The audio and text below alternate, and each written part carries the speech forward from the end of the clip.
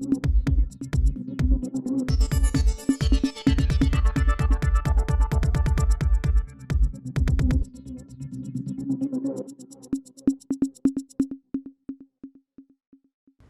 Lamba PC राजधानी भोपाल के प्रदेश कांग्रेस कार्यालय पर कांग्रेस के राष्ट्रीय प्रवक्ता अलका लांबा ने बीजेपी सरकार पर जमकर निशाना साधा है। उन्होंने कहा कि जहां पर उन्होंने पत्रकारों को संबोधित करते हुए बताया कि कांग्रेस की सरकार आने के बाद पूरे प्रदेश में कमलनाथ सरकार जनता के लिए बड़ी योजनाएं लाएगी।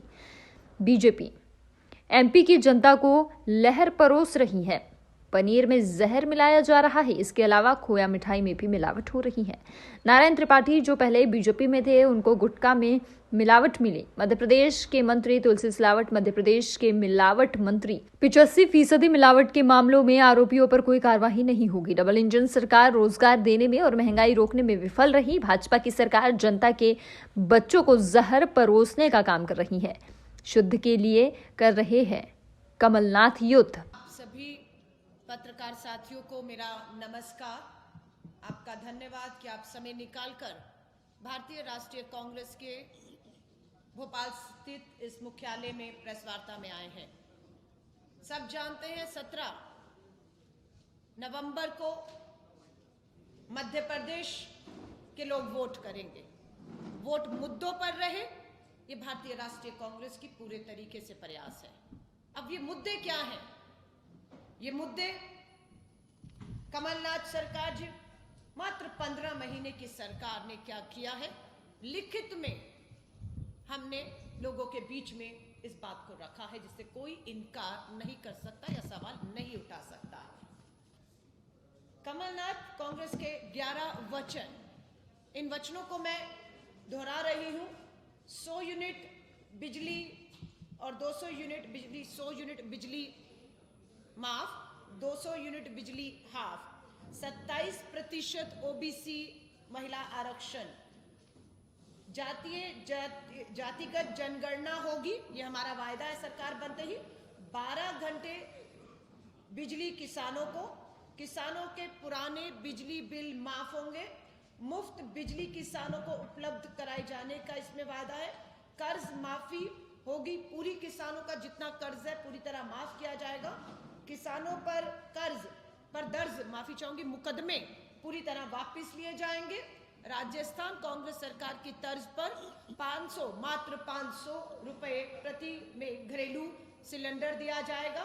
हर महिला को कर्नाटक कांग्रेस की सरकार की तर्ज पर हर महीने महंगाई से लड़ने के लिए राहत के तौर पर 1500 रुपए दिए जाएंगे। और ओल्ड पेंशन स्कीम, जिसके दम पर राजस्थान और छत्तीसगढ़ में हमारी सरकारों ने ओपीएस लागू किया, उसी तर्ज पे हमने हिमाचल चुनाव अभी हाल ही में जीता, कर्नाटका, और अब हमारा वायदा है कि यहां पर हम सब ये सरकार बनने ही पहली कैबिनेट मीटिंग में ये फैसलों को हम पास करेंगे। आज जो मैं मुद्दा आपके बीच में लेकर आई हूं, अति गंभीर मुद्दा है और मैं आप पत्रकार साथियों को सलाम करती हूं कि आपने सरकार को समय समय पर जगाने का काम किया है कि मध्य प्रदेश के लोगों को जहर परोसा जा रहा है। लोगों की जिंदगियों के साथ ये कैसा खिलवाड़, शिवराज सिंह चौहान सरकार से सवाल है। मैं कल ही यहां पर आई भोपाल में, दैनिक भास्कर अखबार और बहुत सी आपके पत्रकारों की अखबारें हमने उठाई तो पढ़ा, सीहोर में पनीर फैक्ट्री के सैंपल 2 बार फेल हो जाते हैं। जो हमारी रिपोर्ट आती है उसमें वेजिटेबल फैट फिर भी रोज 25 मैट्रिक टन सप्लाई। छापे में 36 लाख, छोटा अमाउंट नहीं है, 36 लाख पाम ऑयल मिला है। मिलावटी एनजीटी की रोक लग गई है, फिर भी हो रहा है उत्पादन। ये जहर है। त्योहारों का समय है, खोया हो, पनीर हो, दूध हो, मिठाई लोग खाने के शौकीन हैं। मिठाई की दुकानें मिठाइयों से सजी हुई हैं, पर वो मिठाई नहीं, जांच नहीं हो पा रही है, सच सामने नहीं आ पा रहा है। माफिया, मिलावट माफिया सरकार पर पूरी तरह से हावी है। होना चाहिए था सरकार को इन मिलावट माफियाओं पर हावी होना चाहिए था, लेकिन दिखने में आ रहा है कि सरकार समझौता कर चुकी है। मुझे मालूम नहीं, अभी बताया गया या भाजपा के विधायक थे, अब नहीं है। इनको तो चिंता गुटखा की हो रही थी कि गुटखा खाता हूं उसमें मिलावट है। विधायक की चिंता दूध, पनीर, बच्चों के आहार, और बताते हैं इनने शिकायत की थी कि गुटखा में भी मिलावट है, तो टिकट कट गई। अब पता नहीं कहीं चले गए होंगे, भाजपा से तो निकाल दिए गए हैं। लेकिन अब इसके बाद मालूम नहीं अब ये मंत्री हैं या नहीं है। सिलावट की मिलावट अभी भी है, मिलावट मंत्री है, सिलावट जी मिलावट मंत्री है। अगस्त 2019 की खबर है, 19 से 20, 21, 22 और हम 23 में आ चुके हैं। अगस्त निकल चुका है, 4 साल पहले। मिलावट, सिलावट की मिलावट आज भी जारी है। मध्य प्रदेश के स्वास्थ्य मंत्री तुलसी सिलावट ने मिलावट खोरों को चेतावनी दी है। कब दी है? 19 में दी है। 4 साल हो गए चुनौती देते हुए, और अब क्या हो गया है? अब मिलावट खोरों ने उन्हें चुनौती दे दी है कि सत्ता में आना है तो मुंह बंद कर लीजिए और हमें बचाइए। अगर हम सलाखों में गए तो आप सत्ता से बाहर हो जाएंगे। और इसका जीता जागता उदाहरण है कि अभी एक मिलावटखोर को बचाने के लिए दिल्ली के गृह मंत्रालय तक के दरवाजे खटखटाए गए। कीर्तिवर्धन केलकर है, बताया जाता है कीर्तिवर्धन केलकर संघ आरएसएस से जुड़े हुए हैं। इनके यहां मिलावटें पाई गई, रेड हुई, छापे हुए, कार्रवाई होनी थी, कानून बनाए गए, उम्र कैद की सजाएं घोषित की गई, पर मामला बड़े नेता का था, बड़े आदमी का था। पूरी सरकार बचाने के लिए, मिलावटों को बचाने के लिए अमित शाह जी ने हस्तक्षेप किया और मामला ठंडे बस्ते में डाल दिया गया। तो है वो एक आपत्तिजनक शब्द कर रहे हैं। कल को भारत का भी नाम देशों में या पाकिस्तान में बगाड़ा जा सकता है, तो अपनी सोच को वो सही करें। और जहां तक है इंडिया गठबंधन 16 समूह से शुरू हुआ था पटना में, बेंगलोर जाते जाते 26 समूह बने। आप मुंबई जब आए तो भाजपा बौखला गई, डर गई इंडिया के इस मजबूत गठबंधन से, विपक्षी दलों के जो धर्मनिरपेक्ष हैं, जो संविधान लोकतंत्र की लगातार हत्याजोरियों से बचाने के लिए एकजुट हुए हैं। आप बौखलाए तो आपने एनसीपी शिवसेना पर हमला किया, उस पार्टियों पर उन्हें दो फाड़ की। सो बौखलाहट आपकी दिख रही है। उसके बाद अगली मीटिंग में समूह बने, सबको जिम्मेदारियां दे दी गई हैं। कांग्रेस 5 राज्यों के चुनावों में सक्रिय होने की वजह से अभी मीटिंगों में विराम है, लेकिन अंदर खाते मीटिंगें इंडिया समूह की लगातार चल रही हैं। और जैसे ही ये चुनाव 5 राज्यों के और 3 दिसंबर को परिणाम आएंगे, जहां पर भाजपा का सुपड़ा पूरी तरह से 5 राज्यों में साफ होने जा रहा है, आप देखेंगे यही इंडिया समूह कांग्रेस के नेतृत्व में और मजबूती से देश में निकलेगा। नहीं, ऐसा नहीं है। 230 सीटों में मात्र 4 सीटें ऐसी थी जिसमें जनता के फीडबैक पर, जमीनी कार्यकर्ताओं के फीडबैक पर पुनः विचार किया गया।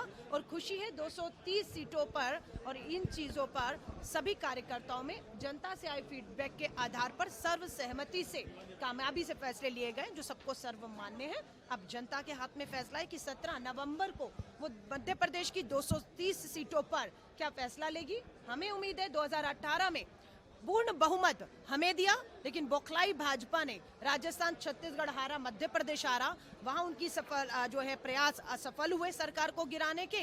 लेकिन यहाँ वो किसी तरह कामयाब हुई और सत्ता को चोर दरवाजे से, सत्ता, धन, बल, ईडी, सीबीआई के दम पर हासिल कर लिया। लेकिन अब 2023 में 17 नवंबर को 150 सीटों पर भारतीय राष्ट्रीय कांग्रेस विजय हासिल करके पूर्ण बहुमत की ईमानदार स्थिर सरकार कमलनाथ जी के नेतृत्व में बनाने जा रहे हैं। टिकट को लेकर लगातार विरोध सामने आ रहा है। देखिए, आप घर में हैं, आपके घर में बर्तन भी हैं, खटकते हैं, परिवार में बड़े भाई, छोटे भाई, बहनों की आपस में विवाद होते हैं, बड़े बैठते हैं, सुलझा लेते हैं। हमारे यहाँ पर भी बहुत सी चीजें हुई, स्वाभाविक है, परिवार है, बहुत से लोग हैं, लोकतंत्र है, सुना गया और फैसले लिए गए हैं।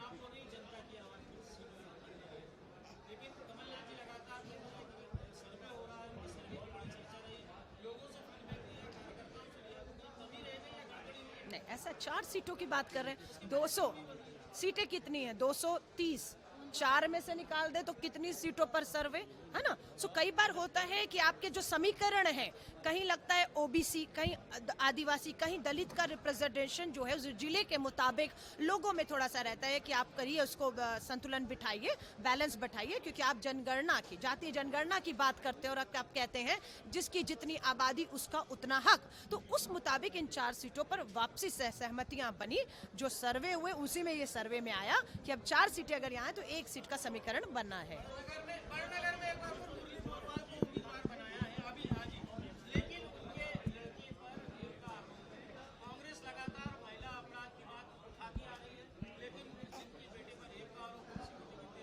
देखिए, मैं फिर कहूंगी, ब्रजभूषण शरण भाजपा के सांसद पर कितने गंभीर आरोप हैं और किसने आरोप लगाए? साक्षी मलिक, भारत का नाम तिरंगा लेकर रोशन करने वाली ने आरोप लगाए। एफआईआर हुई नहीं हुई? सुप्रीम कोर्ट के कहने पर ब्रजभूषण शरण भाजपा के सांसद के खिलाफ एफआईआर होती है। यौन उत्पीड़न, पुलिस कहती है कि उसे जब जब मौका मिलता था वो हमारी पहलवान बेटियों के गिरेबान में हाथ मारता था। क्या हुआ? गिरफ्तारी हुई, पूछताछ हुई, जेल गया? नहीं गया।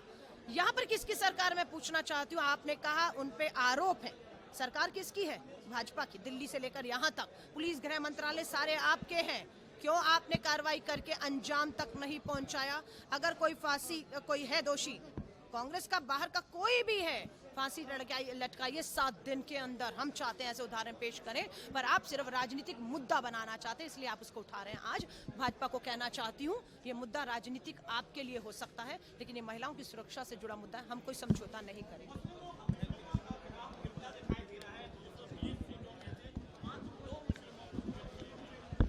देखिए, आप सिर्फ मुस्लिम देख रहे हैं, मैंने अल्पसंख्यक देखती हूँ। मध्य प्रदेश में जैन अल्पसंख्यक है, मुस्लिम भी अल्पसंख्यक है, और हमने अल्पसंख्यकों को 12 से 13 टिकट दिए हैं। जहां पर आप मुस्लिम मतदाता की बात कर रहे हैं, 2 हमारे उम्मीदवार हैं उसमें, और जैन समाज से 10 उम्मीदवार हैं अल्पसंख्यकों में। हाँ, भाजपा ने इनके साथ धोखा किया है, वो फैसला भी ये समाज करेगा भाजपा को लेकर। न्यूज़ 11 के लिए संवाददाता सौद सिद्दीकी की रिपोर्ट।